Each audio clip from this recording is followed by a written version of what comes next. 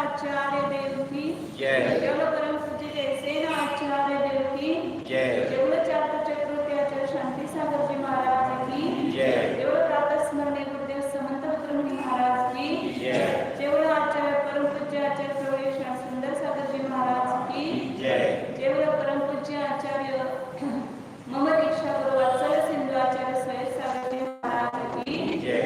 बोलो आध्यात्म योगी मुनिराज वीर सागर जी महाराज की जय। बोलो सुमित सागर जी सुशांत सागर जी महाराज की जय।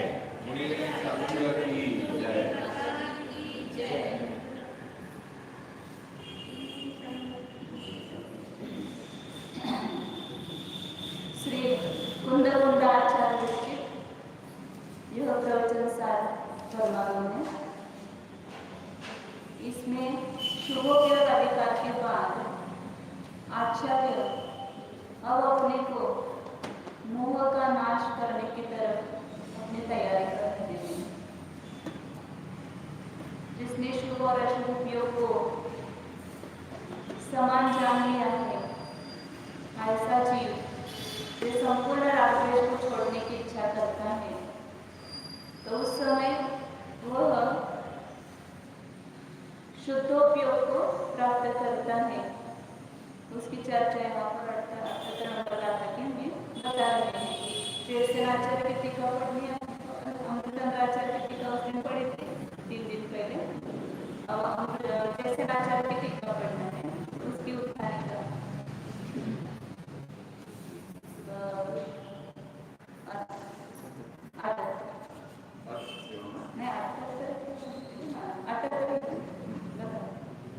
अर्थ एवं शुभ अशुभयों को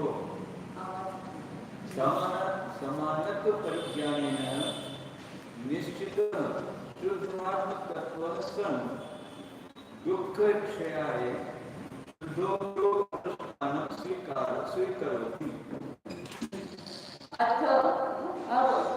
एवं इस प्रकार शुभ अशुभ योग को समानत्व परिज्ञानेन, शुभ और अशुभ इन दोनों में समानता के ज्ञान के द्वारा, मतलब शुभ उपयोग और अशुभ उपयोग में दोनों में कोई भेद नहीं है, ये सिद्ध किया पहले सब बातों में 69 बातों से लेकर के यहाँ तक सब सिद्ध करते हुए आए हैं कि दोनों ही बंध का कारण है, दोनों ही दुख का कारण है, इसलिए दोनों समान है। इस अपेक्षा से निश्चय से दोनों समान है। ऐसे ज्ञान के द्वारा उसने क्या किया? इसका ज्ञान करके निर्णय किसका करना है? अपने शुद्ध जीव द्रव्य का निर्णय करना है। इसने क्या कहा? निश्चित शुद्धात्म तत्व सन, शुभ और अशुभ दोनों में समानता जान करके उसने अपने शुद्धात्म स्वरूप का निर्णय किया। मतलब मैं हूँ शुद्ध चैतन्यमय जीव, शुभ अशुभ भावों से रहित हूँ। शुभ अशुभ भावों का जो फल पुण्य पाप है उससे भी मैं भिन्न हूँ, और उसका फल जो सुख और दुख है उससे भी मैं भिन्न हूँ। इस प्रकार अपने शुद्धात्म तत्व का जिसने निर्णय कर लिया है, ऐसा जीव दुख क्षयाय, इतना दुख का नाश करने के लिए, दुख का नाश करना है कि अपने को नाश दबाना नहीं है। दुख को हमारा सब उपाय दबाने का चल रहा है। दुख का उपशम, आचार्य ने सुख की व्याख्या की है, दुख उपशम सुख। जो सांसारिक सुख है वो कौन सा है? दुख को खाली दबाते रहते, बस अभी भूख लगी खाना खाओ पेट भर गया, दुख उपशमित हो गया। पुनः और प्यास लगी पानी पियो, उसको दबाओ, और कुछ दर्द हो रहा है थोड़ा मलहम लगा दो, अभी दर्द ठीक हो गया। तो ये दुख का क्षय नहीं है। दुख का क्षय करने के लिए संपूर्ण मोह का क्षय करना पड़ेगा। हमें बहुत बार लोग पूछते हैं कि दर्द तो करता है, सच्चाई की नहीं है। जो शरीर में होता है तो दर्द तो होता है, कहीं श्लोक चल रहे थे दर्द तो होता होगा ना। हाँ, सब खून खून हो रहा था, तो देख करके ऐसा लगता है कि दर्द तो उनको होता होगा कि नहीं होता होगा। उन्होंने पूछा मुझे, तो फिर मैंने कहा बच्चे को जन्म देते समय दुख हुआ कि नहीं हुआ? प्रसव वेदना हुई कि नहीं हुई आपको? लेकिन आपको कितनी खुशी हो रही थी? इतने वेदना सहन करके भी आपको कितना आपने पेड़े बांटे, पुत्र हुआ इसलिए इस खुशी में। तो शरीर है तो वहां पर उसका जो भी होगा तकलीफ होगी, लेकिन उस तकलीफ को वो तकलीफ नहीं समझते। ये तो कर्मों की निर्जरा हो रही है। एक एक केस बाल निकल रहा है, मतलब आसान कर्मों की निर्जरा हो रही है। सबसे परिश्रम में सबसे बड़ा परिश्रम है कि केश है। उसको जिसने जीत लिया उसको बाकी सब सरल है। और उसको भी निकालते समय अंतरंग में जिसकी भेद विज्ञान की भावना चलती है तो उसके चेहरे पर देखो दुख की छटा भी नहीं आपको दिखने देगी। कल महाराज जी का केश हो रहा है तो आपने देख लिया प्रत्यक्ष, दुख की छटा दिख रही थी, उनको तकलीफ हो रही है, ऐसा लग रहा था आपको बाहर से। ऐसे करते तकलीफ होती तो आंखों में से आंसू आते, कुछ ना कुछ होता, लेकिन कुछ भी नहीं हो रहा। इसका अर्थ क्या है कि अंदर में वो वेदना होते हुए भी उसे अंतर में वेद विज्ञान की भावना से जो आनंद आ रहा था उससे कर्मों की निर्जरा हो रही थी। तो आप संसार में इतनी तकलीफ सहन करते हुए भी तकलीफ महसूस नहीं करते हो, और ये तकलीफ यदि हम कर्मों की निर्जरा के लिए सहन कर रहे हैं शांतिपूर्वक, तो उससे कैसे तकलीफ होगी? उससे तो अतीन्द्रिय आनंद आता है। तो इसलिए बाहर की शारीरिक थोड़ी बहुत वेदना इस मार्ग में दिखाई देते हुए भी अंतर में जो आत्म तत्व का वेदन करके आनंद आता है उससे कई गुना है। इसलिए आचार्य कहते हैं कि दुख ये सब क्यों सहन कर रहे हैं? हमें शरीर ही नहीं चाहिए, क्योंकि शरीर को रखेंगे और शरीर को ही नहीं रखना है, मोह को ही नहीं रखना है। शरीर तभी छूटेगा जब हमारा मोह छूटेगा। जो दुख होता है, वेदना होती है, वो शरीर को नहीं होती है, किसको होती है? मोह को होती है। वेदना मोह को होती है। एक ही वेदना सबको हो रही है तो सबको समान दुख नहीं है, भिन्न भिन्न है। जिसका जितना मोह है शरीर के प्रति उसको उतनी तकलीफ होती है। तो इसलिए आचार्य कहते हैं कि दुख का क्षय करना है, बस इसके लिए निर्धार कर रहे हैं। दुख का क्षय करने के लिए शुद्धोपयोग अनुष्ठान स्वीकरोति, शुद्धोपयोग का अनुष्ठान को स्वीकार करता है। अब मुझे अपने शुद्धोपयोग में रहना है, क्योंकि आज तक शुभ अशुभ से छूटा शुभ में गया, लेकिन कभी शुभ को नहीं छोड़ पाया, कभी अपने शुद्धात्म तत्व का निर्णय नहीं कर पाया। इसलिए मेरे दुख का क्षय नहीं हुआ, क्योंकि शुभ भी पुण्य बनने का कारण है, संसार में रुलाता है, मतलब दुख में ही अपने को ढकेलता है। इसलिए अब दोनों को समान जान करके अपने शुद्धात्म तत्व का निर्णय करके शुद्धोपयोग का मैं अनुष्ठान स्वीकार करता हूँ, ऐसा कहते हैं। गाता कर लेते एवं विदितो जो दवे स्वनराग विदितो संभा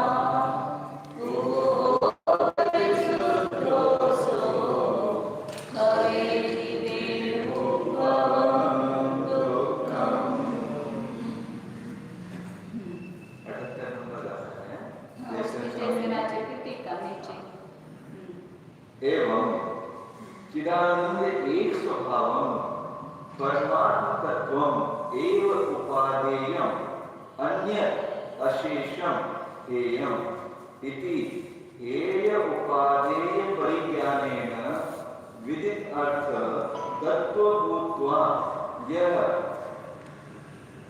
निःशुद्धात्म द्रव्यात् अन्येषु शुभ अशुभ सर्वद्रव्येषु रागम द्वेषम वा न गच्छति।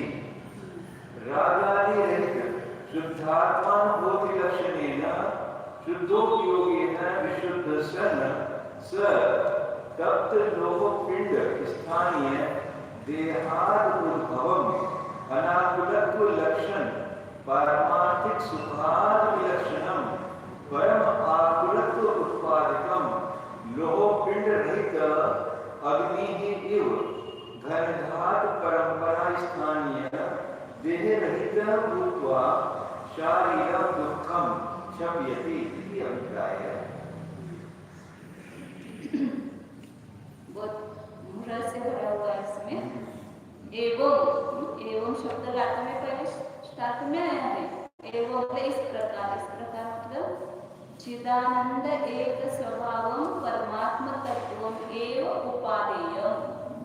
कैसा निर्णय किया? विधि तत्व का अर्थ कर रहे कि जिसने पदार्थ को अर्थ को जान लिया है, ऐसा जीव।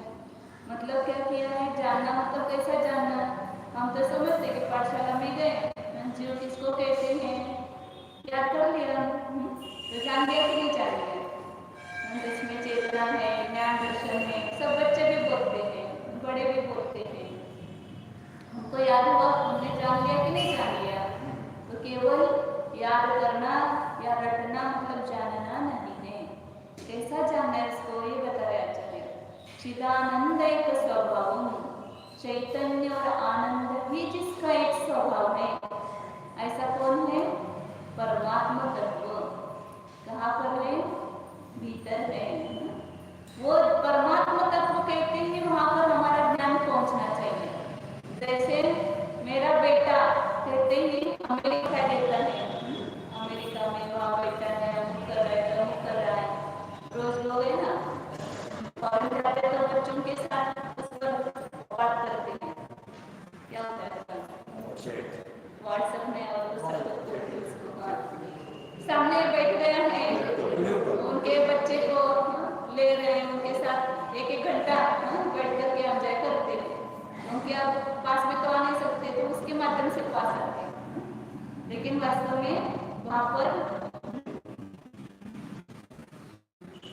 चिदानंद अपना जो परमात्मा कहा वो बोल रहे थे कि वहां जैसे हमारा ज्ञान पहुंच जाता है, कितनी भी वस्तु दूर है तो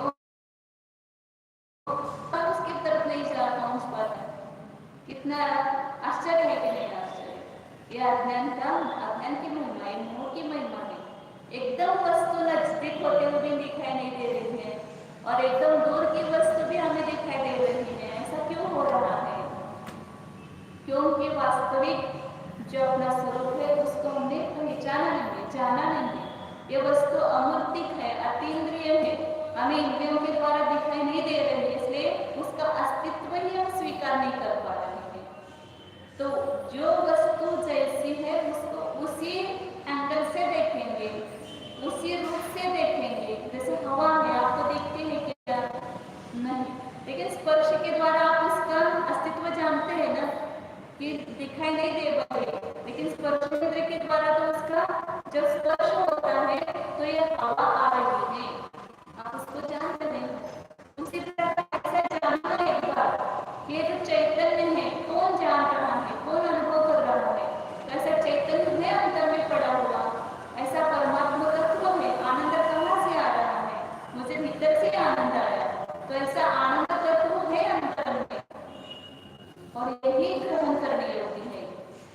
ये हमारा श्रद्धान होना चाहिए। तो हमने जाना वास्तव में, जब तक अपने को चैतन्य और आनंद एक स्वभाव रूप से, अब देखो सबका ध्यान उधर जा रहा है। चैतन्य हो गया, कहा गया हो गया चैतन्य। इधर इतनी महत्वपूर्ण बात बताई जा रही है, तो उसका हमें आधार नहीं है। और उसमें क्या रखा हुआ है? कुछ तो होगा, ये कुछ तो होगा छोड़ देंगे, लेकिन उसको कुछ तो होगा हम करके नहीं छोड़ेंगे। वो हमें जब तक ज्ञान नहीं होता है तब तक चैन नहीं पड़ती है। यही इंद्रिय ज्ञान है, आकुलता रूप है, ये बताया है।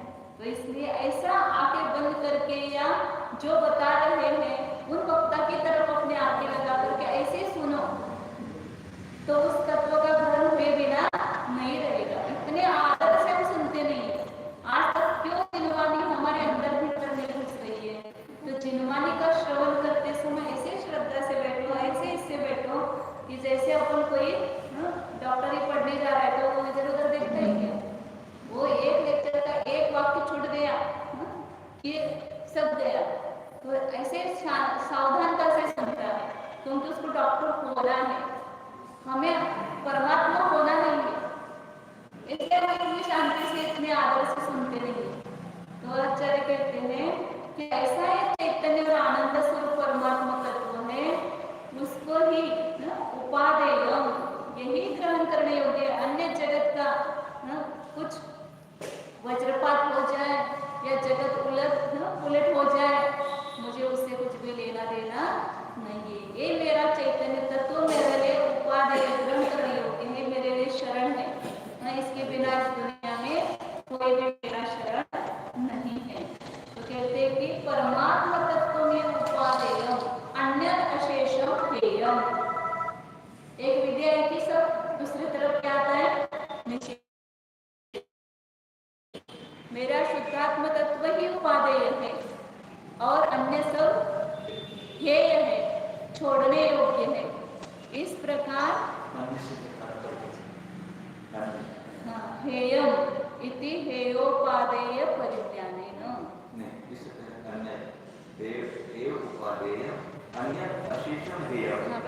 अन्यद अशेषम हेयम। एक चैतन्य स्वभाव है अपना परमात्मा तत्व छोड़ करके जो अन्य है उसको छोड़ते, बरोबर उपयोगी होता है।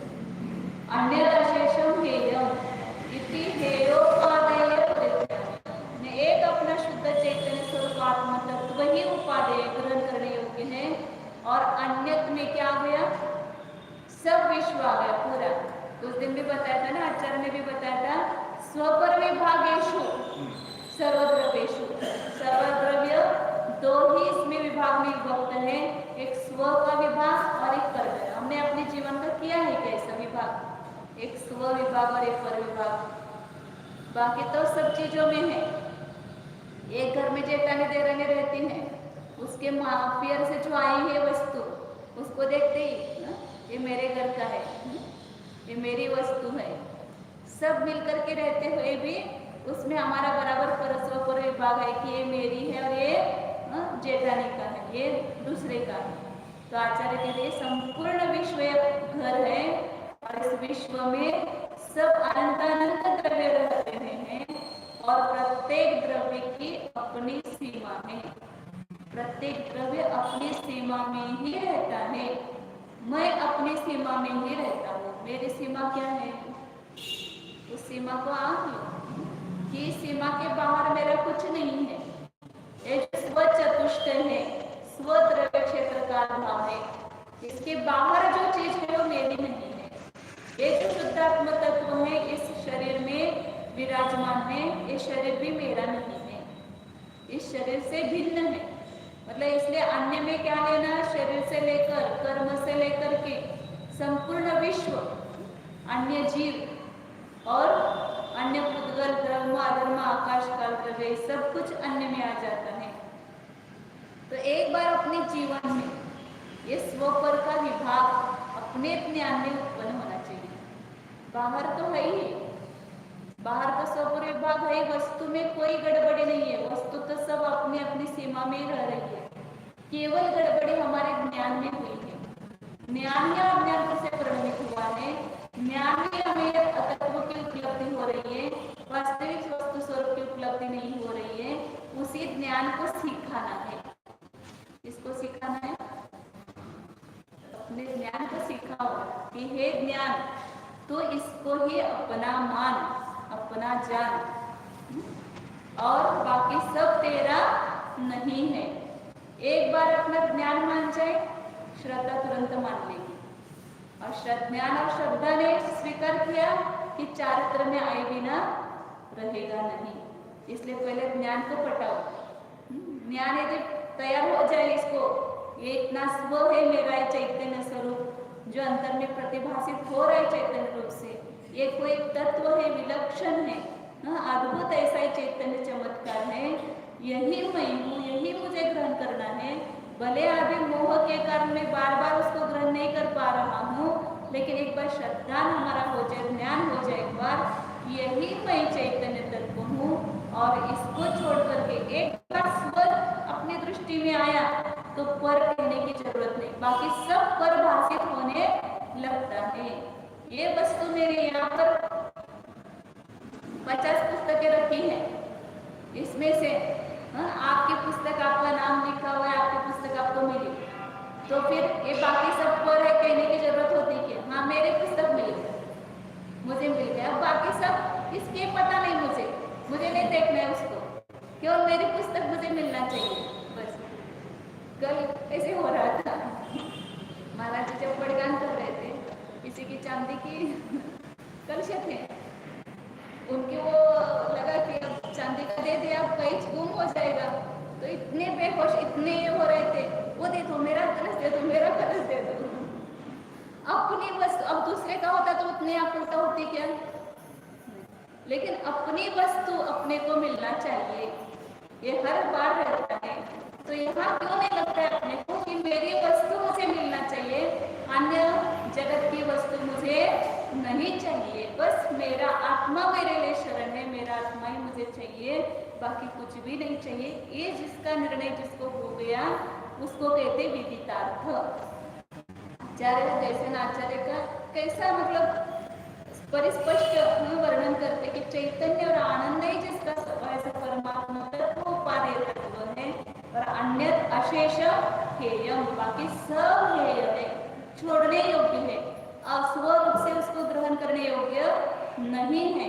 इस प्रकार हेय और उपादेय के परिज्ञान के द्वारा मतलब छोड़ने योग्य क्या है, उपादेय क्या, भले आज हम पूरी तरह से उस पर अमल नहीं कर सकेंगे, लेकिन अपने ज्ञान में और श्रद्धा में भी हो जाए तो चारित्र में आए बिना नहीं रहेगा।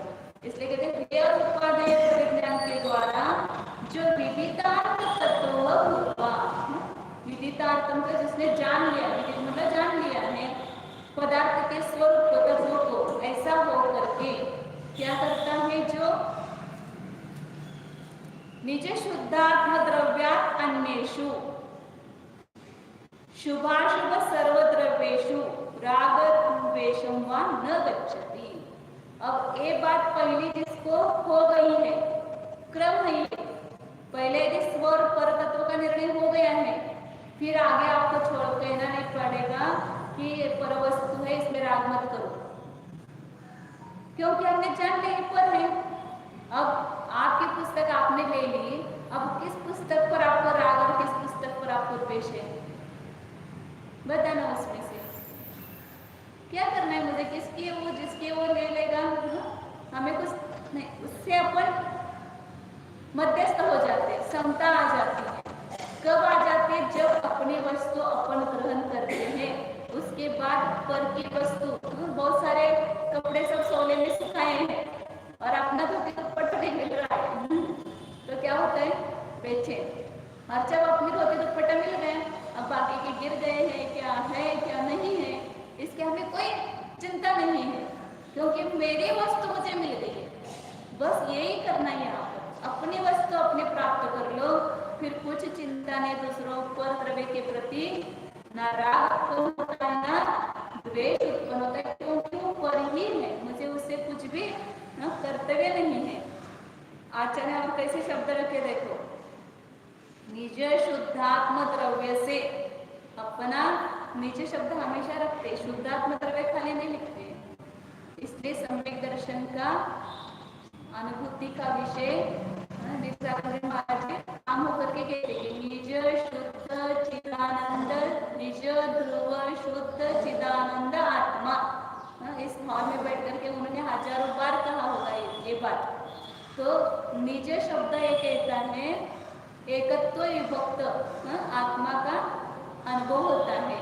तो वहाँ पर निज शब्द क्या कह रहा है कि अन्य सब द्रव्य से भिन्न, ये अन्यत्व बताता है। और निज ध्रुव शुद्ध चिदानंदात्मा एकत्व स्वरूप को बताता है। तो एकत्व अस्ति नास्ति, इस प्रकार एकत्व विभक्त स्वरूप मतलब केवल शुद्धात्मा का शब्दान नहीं, निज शुद्धात्मा का शब्दान सम्यक दर्शन है। इसलिए सम्यक खाली शुद्धात्मा का शब्दान सम्यक दर्शन ये अधूरी व्याख्या ऐसा कहते हैं। निज शुद्धात्मा का शब्दान, मैं शुद्ध चिदानंद आत्मा हूँ, ऐसा जिस जीव को श्रद्धान हो गया उसको सम्यक दर्शन की प्राप्ति हो गई।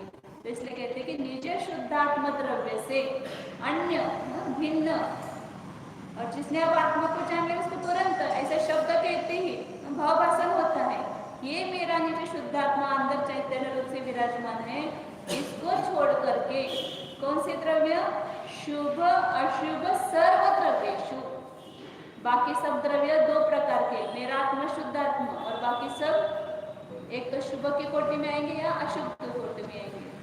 जो सच्चे देव शास्त्र गुरु ये शुभ द्रव्य है, और अशुभ द्रव्य इनको छोड़ करके जो भी मिथ्या दृष्टि असंयमी, जो भी अपने आप्तजन है या कोई भी है, वो सब कौन है, अशुभ द्रव्य है।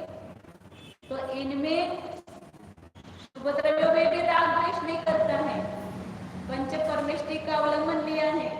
एक बार आचार्य ने भी कहा था, आगे भी आएगा इसमें जैसे आचार्य की टीका में, कि पंच परमेष्टि की आराधना सम्यक दृष्टि क्यों करता है। जिस प्रकार कोई पुरुष अन्य गांव में गया है, कोई अन्य गांव से पुरुष आया, उसकी स्त्री का पियर था और स्त्री पियर देखी, और वहां से कोई आता है तो क्या करते हो, आओ बैठो खाना खाओ, और क्या खबर लाए हो उसको क्यों पहले बुलाते हैं, बिठाते हैं, क्यों, क्योंकि अपनी जो प्रिय स्त्री है उसका समाचार कहने वाला ये व्यक्ति है, इससे मुझे उसका समाचार मिलेगा। तो उस पुरुष के प्रति उसका प्रेम नहीं है, अपनी स्त्री के प्रति प्रेम है, और स्त्री के प्रति प्रेम होने से उस स्त्री संबंधी उसका जो समाचार देने वाला व्यक्ति है उसके प्रति भी उसको आदर हो जाता है।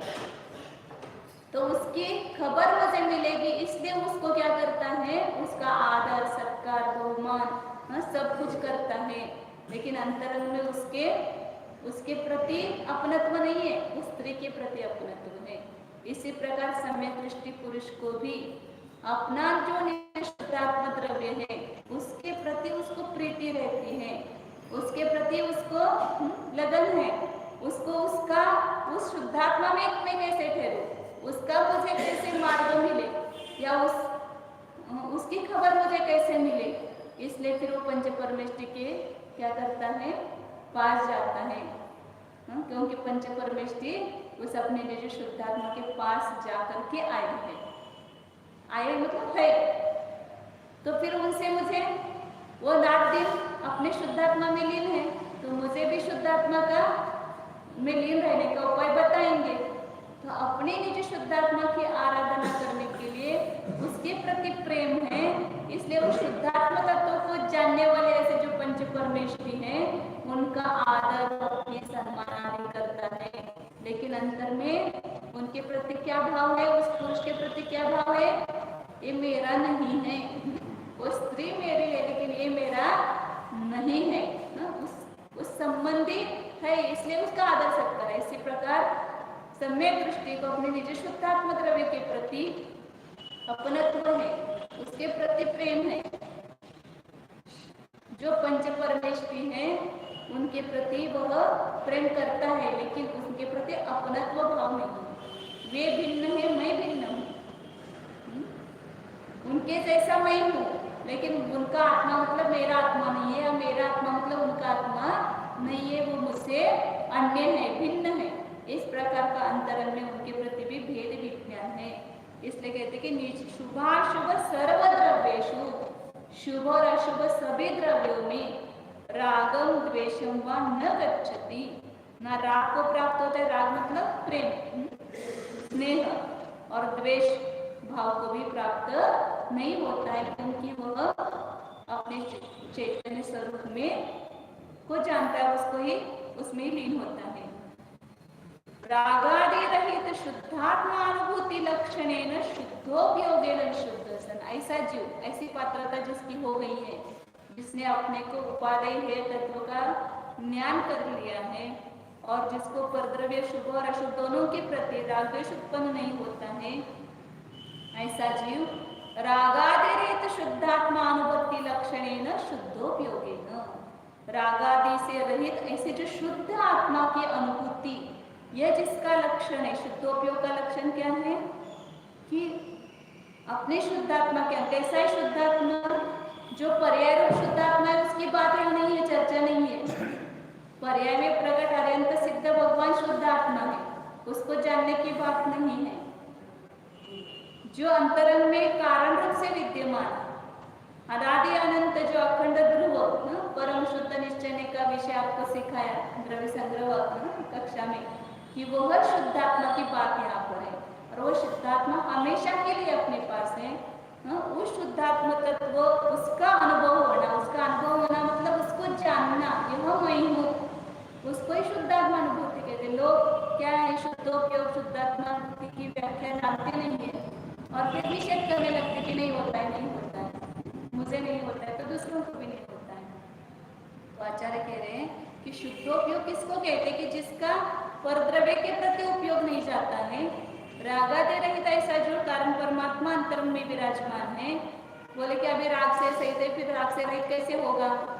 तो पर्याय दृष्टि से जब हम देखते तो राग से सहित है, लेकिन जब द्रव्य दृष्टि से उसको देखेंगे तो अनादि अनंत वह रागादि भाव से रहित शुद्ध है। तो शुद्धा, ऐसे शुद्धात्मा की अनुभूति जिसका लक्षण है, ऐसे शुद्धोपयोग के द्वारा विशुद्ध होता हुआ विशुद्ध सन, क्योंकि उपयोग कोई ना कोई तो हमेशा रहेगा। और शुभ अशुभ उपयोग का अवलंबन छोड़ करके अपने उपयोग में निज शुद्धात्मा तत्व को जान रहे तो एक 10 मिनट के बाद अपन थोड़ा सा करेंगे, टाइम ऐसे हो रहा है। मतलब शुद्धोपयोग भी एक ही प्रकार का नहीं है, सब शुद्धोपयोग एक ही क्या करते हैं, इसलिए निषेध करते हैं। एक संपूर्ण मोह का अभाव होने पर उपयोग पूरा शुद्ध हो गया, उसको कहते हैं शुद्धोपयोग। तो 12वें गुणस्थान में होता है, 11वें 12वें गुणस्थान में।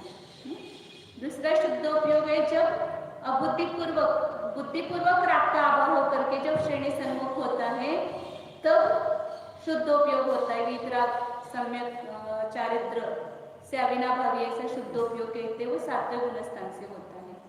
और एक तीसरा शुद्धोपयोग है जिसको कहते हैं कि जिसने उपयोग में अपने शुद्धात्मा को मैं शुद्ध चैतन्य तत्व हो ऐसा जान लिया, मतलब अनुभव कर लिया। ऐसा 4, 5, 6 गुणस्थान में भी कथनचित आचार का गौण रूप से उसको भी स्वीकार किया है।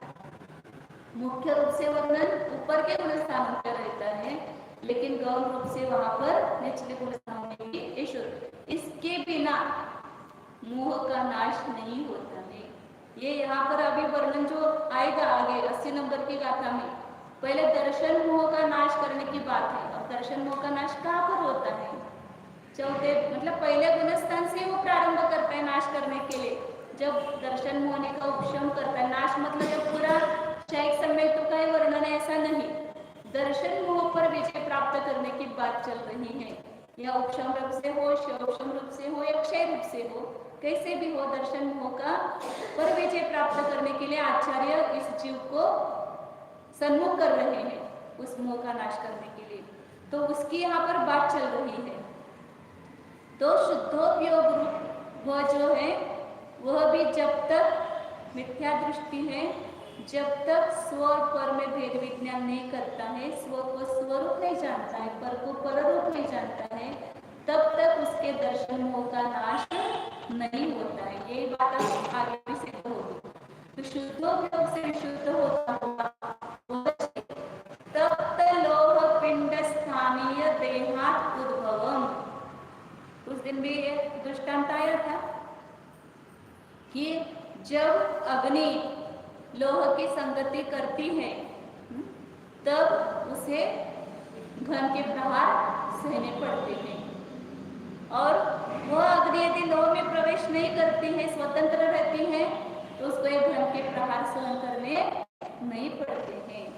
उसी प्रकार ये चैतन्य रूपी अग्नि, ये चैतन्य स्वरूप आत्मा रूपी अग्नि जब परद्रव्य की संगति करती है, राग घन का प्रहार, इस शरीर से उत्पन्न होने वाला दुख उसको सहन करना पड़ता है।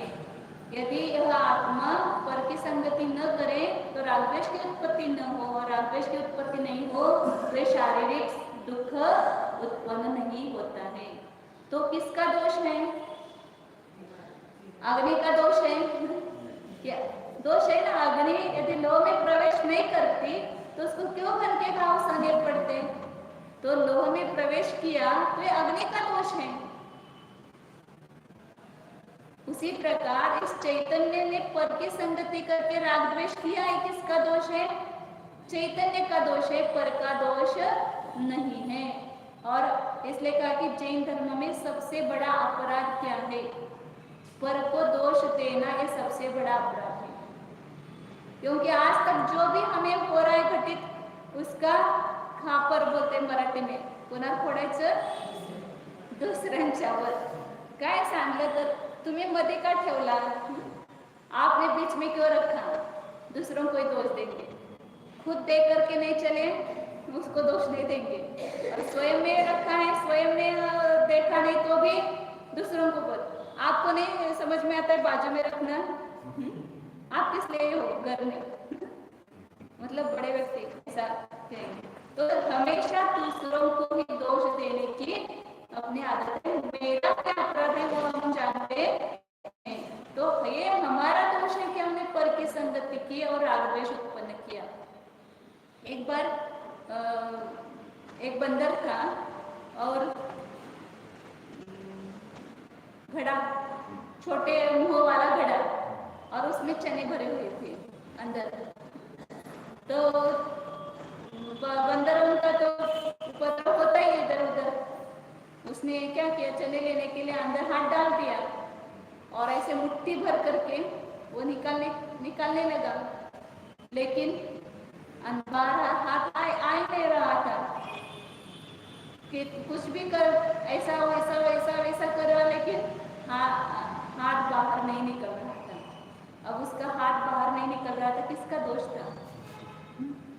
उसी ने पकड़ रखा ना उस चने को, उसने अपनी मुट्ठी में पकड़ रखा था। वो दोष उसका स्वयं का था, लेकिन जान नहीं रहा, उसको छोड़ने के लिए तैयार नहीं। और मेरा हाथ उस घड़े ने ही बांध के रखा है, इसलिए उसको ही उलट पुलट कर रहा है। लेकिन यदि हाथ से चने छोड़ दे तो हाथ बाहर निकल आएगा ना। तो आप सबको किसने पकड़ के रखा है बताओ? अब वो उनको भी पकड़ा था कि नहीं पकड़ा था? सामने बैठ करके कितने रो रहे थे, तो भी उनका मन विचलित हुआ क्या? नहीं, हमारे घर के लोग नहीं छोड़ते हैं। हमारी बहुत इच्छा है, लेकिन हमारे घर के लोग नहीं छोड़ते हैं। दोष किसका है? हम उसमें बंध गए, हमने उनमें राग का बंधन है तो हम छोटे हुए हैं, और राग नहीं छूट जाए तो बंधे हुए हैं।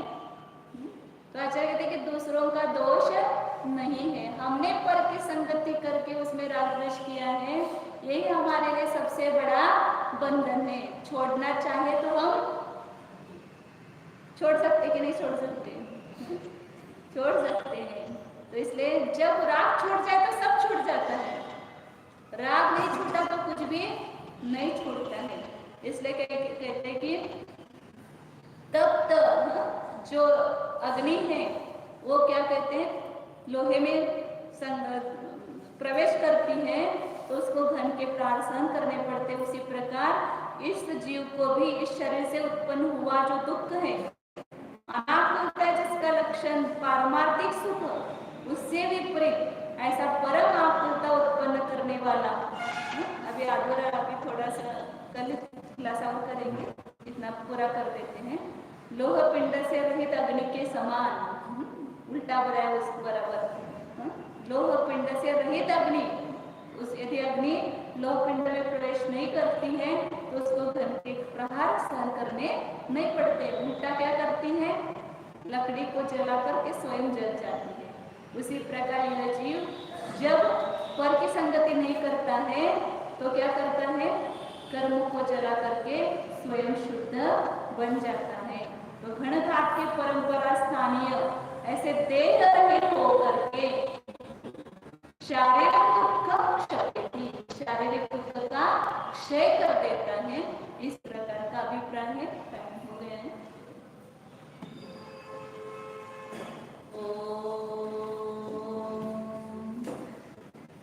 जानिए यह मैं शुद्ध चैतन्यमय जीव ही हूँ। जानो अपने को। आज तक हमने अत्यंत नजदीक, अत्यंत प्रिय ऐसे अपने चैतन्य स्वरूप आत्मा को ही नहीं जाना है। देखो भीतर ही देखो, जहाँ से ज्ञान आ रहा है वहीं पर यह वस्तु है।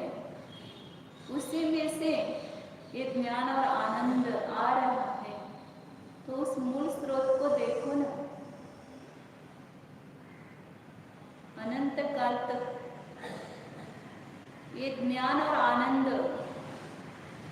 आते हुए भी वो हमारा मूल स्रोत समाप्त नहीं होता है। ऐसे उस ज्ञान और आनंद के स्रोत स्वरूप, अनंत गुणों के स्रोत स्वरूप जानिए।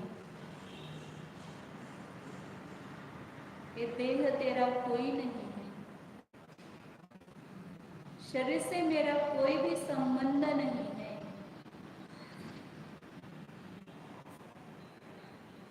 स्त्री पुत्र मित्रादि से मेरा कोई भी संबंध नहीं है। कर्म से भी मेरा कोई संबंध नहीं है। इस कर्मोदय जनित भावों से भी मेरा कोई संबंध नहीं है। मैं एक निज चिदानंद स्वरूप परमात्मा तत्व हूं। स्वीकार करो एक बार, जो हो स्वयं उस रूप से अपने को स्वीकार करो। जो नहीं है उस रूप से तो हम स्वीकार कर लेते हैं। मैं स्त्री नहीं, मैं पुरुष नहीं, मैं मनुष्य नहीं, मैं किसी का पिता नहीं, मैं किसी का पुत्र नहीं, मैं किसी की माता नहीं, मैं किसी की बेटी नहीं। मैं एक शुद्ध चैतन्य आत्म तत्व हूँ। शुद्ध चिदानंद स्वरूप